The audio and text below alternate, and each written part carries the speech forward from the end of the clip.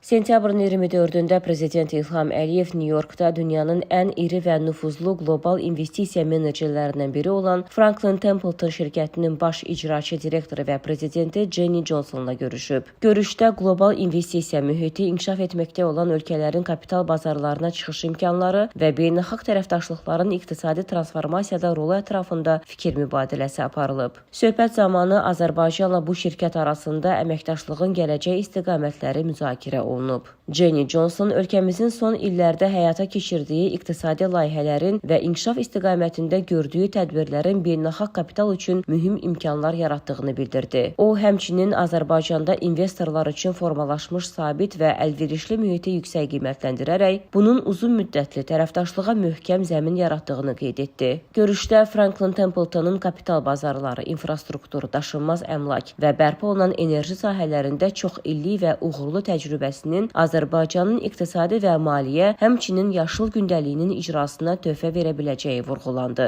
Prezident İlham Əliyev şirkətin Azərbaycan Dövlət Neft Fondu ilə sıx əməkdaşlığına toxunaraq, mövcud tərəfdaşlığın ölkəmizin kapital bazarlarının dərinləşdirilməsi, regionun investisiya potensialının gücləndirilməsi və dayanıqlı inkişafı baxımından da mühüm əhəmiyyət daşıdığını dedi. Dövlətimizin başçısı bu şirkətin alternativ investisiya sahəsindəki təcrübəsinin və xüsusilə region ölkələrində həyata keçirdiyi uğurlu layihələrin əhəmiyyətinə toxunaraq, bu xüsusda geniş qarşılıqlı əməkdaşlıq imkanlarının olduğunu vurğuladı. Qeyd edək ki, 1947-ci ildə Amerika Birləşmiş Ştatlarında təsis edilən Franklin Templeton hazırda təxminən 1,6 trilyon Amerika Birləşmiş Ştatları dolları həcmində aktivləri idarə edir. Şirkətin 30-dan çox ölkədə 70-ə yaxın ofisi var və 170-dən çox ölkədə 1000-dən artıq müştərək fond və geniş çeşidli investisiya məhsullarını idarə edir.